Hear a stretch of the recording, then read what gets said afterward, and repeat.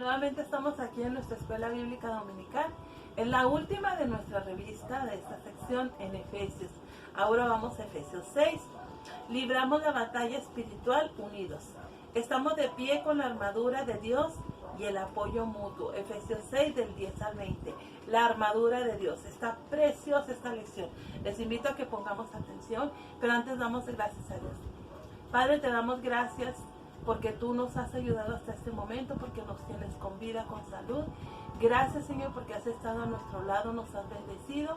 Y hoy, Señor, queremos compartir tu palabra, queremos que tu Espíritu Santo tome el control en este momento de la lección y que sea de edificación, de crecimiento, de enriquecimiento para los oyentes, Señor, como lo fue para mí. Bendícenos, Señor, y ayúdanos a compartirla de la manera correcta. En el nombre de Cristo Jesús. Y empezamos. ¿Cuál es el contexto de la armadura de Dios? Pablo está cerrando la carta a los Efesios con esto. Ya nos habló de vestirnos, ya nos habló de ponernos, ahora nos va a decir cómo nos vistamos. Hemos visto varias lecciones utilizando la responsabilidad del creyente de vivir una vida guiada por el Espíritu Santo. Ya las hemos visto. Tenemos un adversario que hace su parte para frustrar nuestro crecimiento. Está al contrario él. Aquí tenemos la imagen de un soldado romano. Pongan en su mente la imagen de un soldado romano. Y si no se recuerdan, aquí hay algo. En este tiempo, el ejército romano estaba estacionado en todas las provincias del mar Mediterráneo. Todo alrededor del mar Mediterráneo estaba el imperio romano. Acuérdense que llegó a extender sus dominios por muchos lugares el imperio romano. Pablo usa esta imagen para recordarles que ellos eran poderosos soldados del ejército celestial. Por lo tanto, Dios les había capacitado con una armadura espiritual. El cristiano se viste con la armadura de Dios, versículos del 10 al 13. Pablo anima a los lectores: hermanos míos, fortaleceos en el Señor y en el poder de su fuerza. Necesitan la fuerza del Señor si quieren sobrevivir a los desafíos de la vida en Cristo.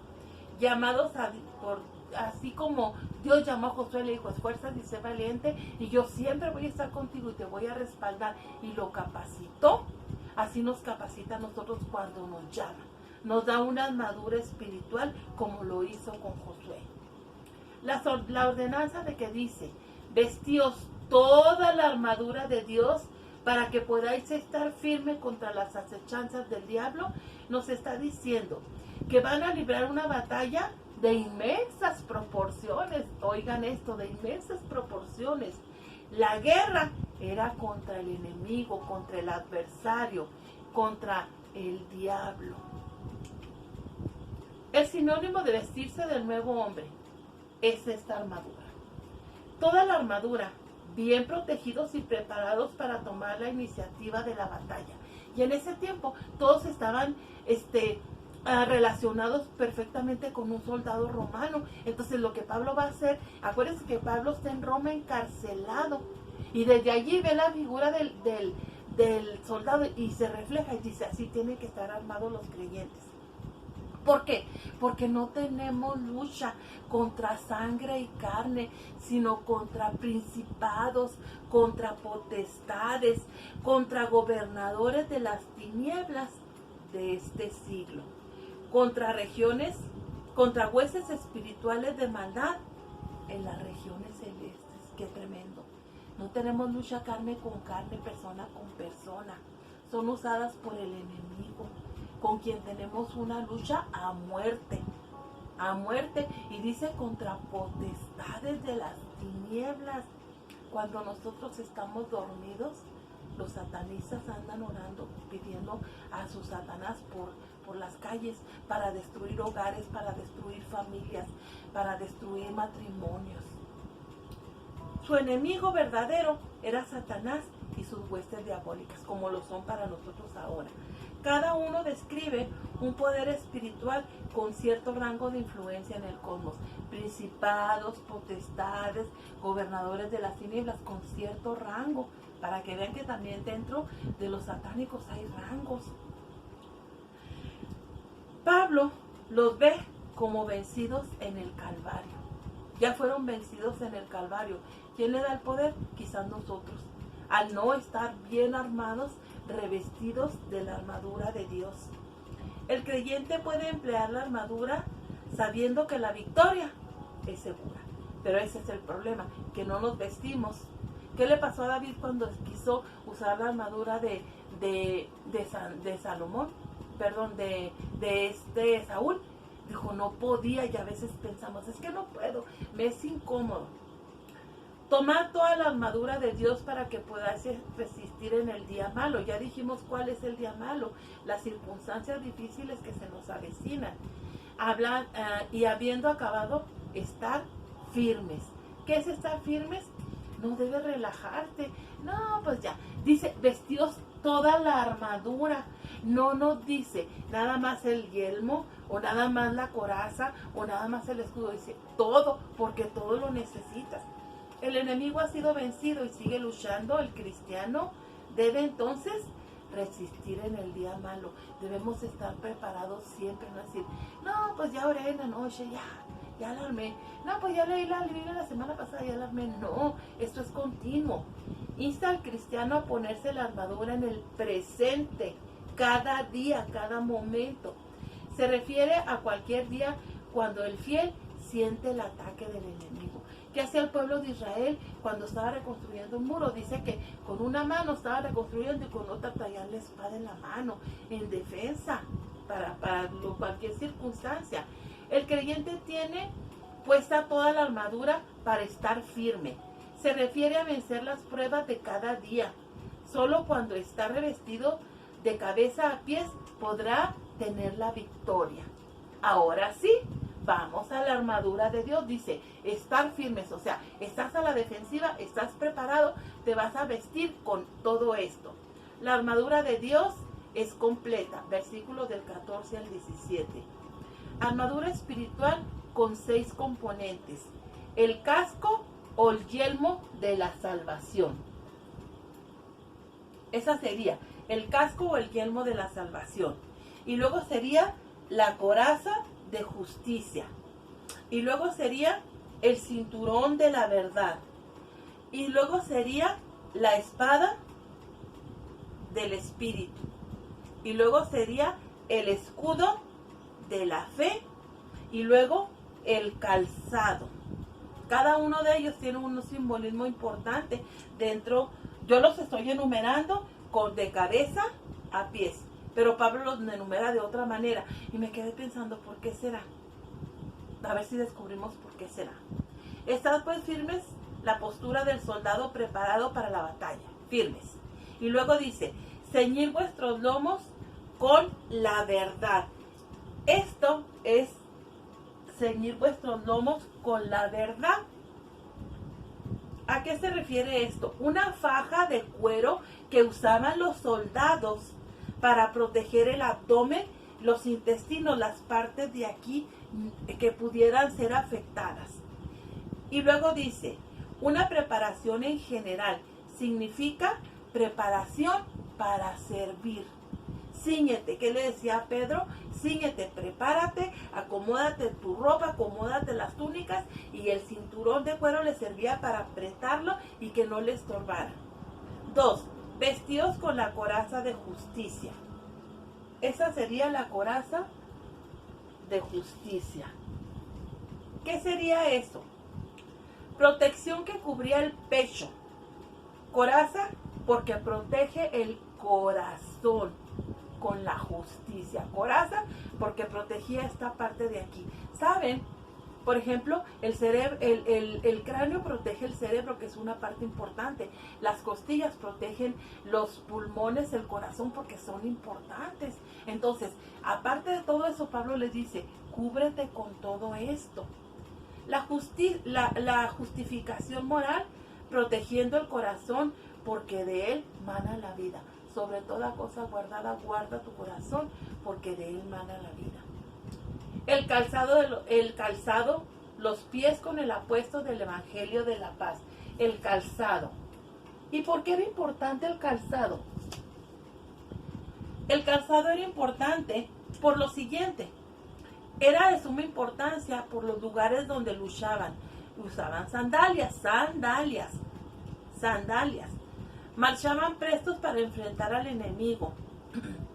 Sandalias, porque a veces andaban en agua, a veces andaban en tierra, a veces y unas botas no les iban a servir, pero las sandalias para todo les servían. Por eso tenían que ser sandalias con unas cuerdas para amarrárselos a lo largo de toda la pierna. Nos hace referencia a esa parte cuando dice en Isaías, cuán hermosos son los pies de los que anuncian la paz, del que dice centurión, o sea, del que lleva la palabra, la predicación, el escudo de la fe. Ya como me acuerdo cuando una vez mi hermana dijo, a veces el escudo, ¿qué es lo que hacía el escudo? Fíjense bien, simboliza la protección de Dios. Pero este escudo que ellos usaban era grande, era resistente, pero no pesado para que lo pudieran manipular, porque por un lado traían el escudo y por el otro traían otro instrumento de defensa, que ahorita lo vamos a mencionar. Entonces el escudo tenía que ser grande para tapar hacia arriba, para tapar hacia abajo, hacia un lado, tenía que ser grande. ¿Y cuántas veces nuestro escudo es un escudito así chiquito? Porque nuestra fe es chiquita. Ya nos dijo la coraza de justicia, el cinturón de la verdad y las sandalias que son el evangelio. Ahora nos dice el escudo que es la fe. Un escudo tan grande que podía proteger a todo el cuerpo. Enfatiza la confianza que el creyente tiene en Dios, quien quiere proteger a sus hijos, quien quiere, ama y protege a sus hijos. Ese escudo es Dios. Él es mi escudo y mi fortaleza, mi alto refugio, decía David, cuando lo protegía en el campo de los animales salvajes y los ladrones. El escudo era necesario para poder apagar los dardos del maligno, porque así nos dice, vestidos del escudo para que podáis apagar los dardos del maligno. ¿A qué se refiere? Manteniendo el sentido defensivo. El maligno quiere destruir a los cristianos. Las fuerzas militares usaban flechas encendidas con aceite para provocar incendios entre las fuerzas enemigas. Entonces el escudo protegía para no ser herido por las flechas, pero también de los dardos que traían fuego y venían y llegaban a la persona y la quemaban. Entonces se causaba un incendio entre ellos y era peor el problema.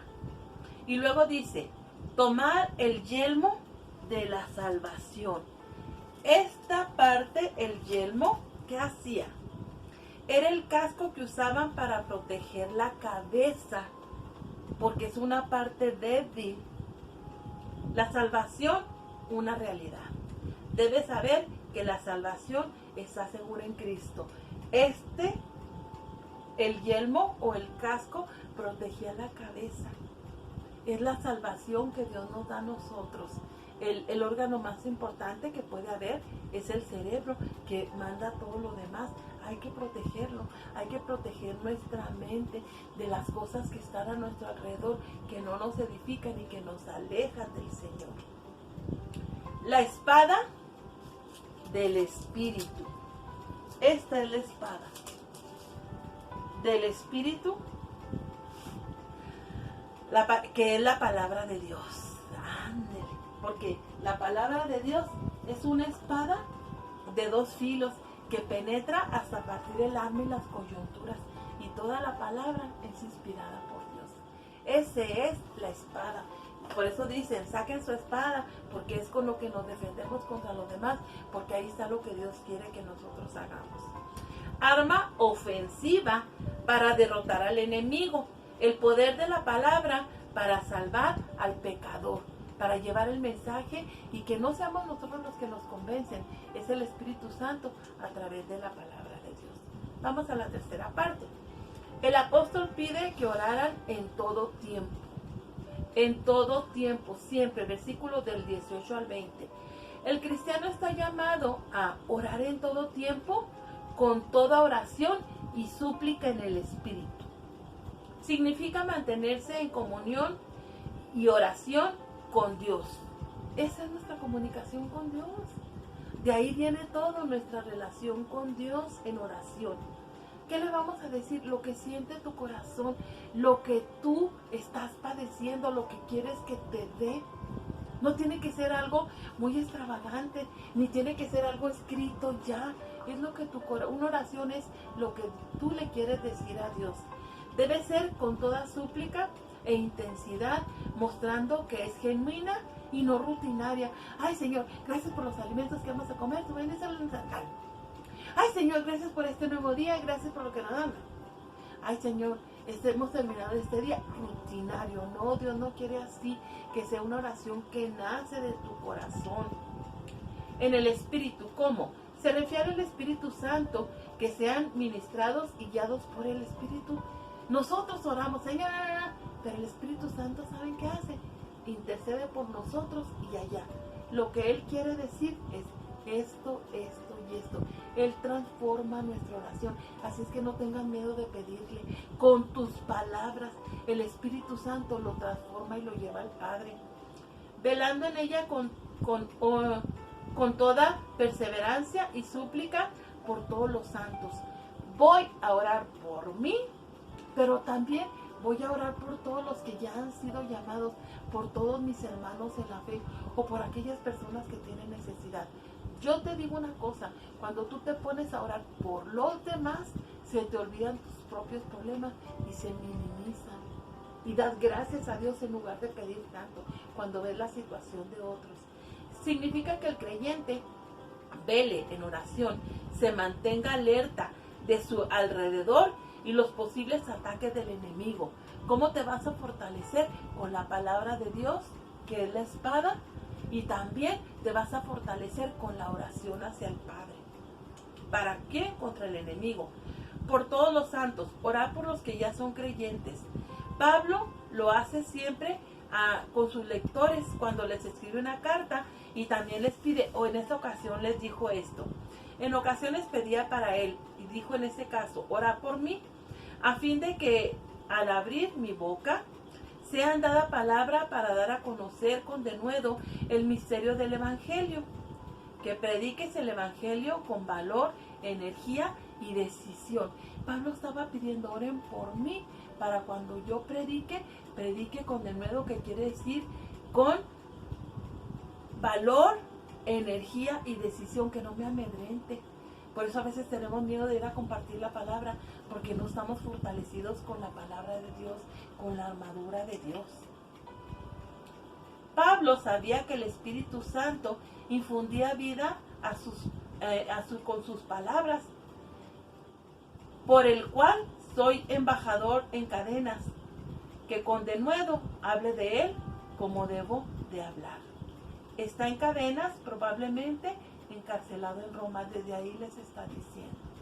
Oren por mí para que allí donde yo estoy pueda predicar. Quién sabe cuántos se convirtieron en la cárcel, de los soldados, de los centuriones, de los presos, por la palabra de Pablo, como pasó con Pablo y Silas allí en Filipenses, con los filipenses, en Filipos. Estaba comprometido al hablar de una manera efectiva y espiritual a toda persona de Cristo Jesús. Debemos estar comprometidos. ¿Saben por qué a veces no tenemos victorias? ¿Saben por qué a veces yo no tengo victorias espirituales? Porque no me pongo toda la armadura de Dios. Me pongo quizás una, o quizás otra, o quizás tres, pero dice, vestidos de toda la armadura de Dios, para que podáis estar firmes contra las acechanzas del diablo. Porque no tenemos lucha contra carne ni sangre, sino contra huestes espirituales en las regiones celestes.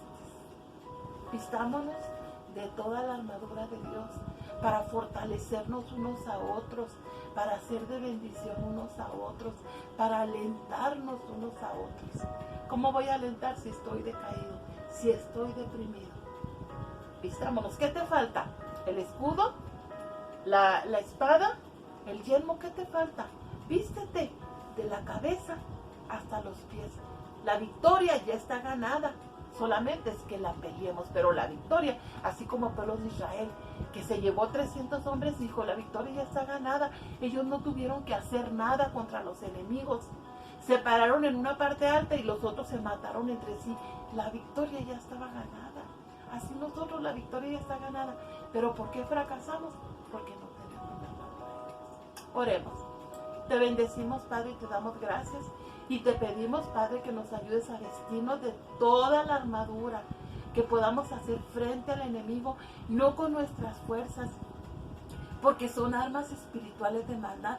Tenemos que tener la armadura espiritual para vencer al enemigo. Ayúdanos, Padre, y que tengamos la suficiente fe para poder hacerlo y ganar la victoria. En el nombre de Cristo Jesús. Amén. Bendiciones. Nos vemos la próxima.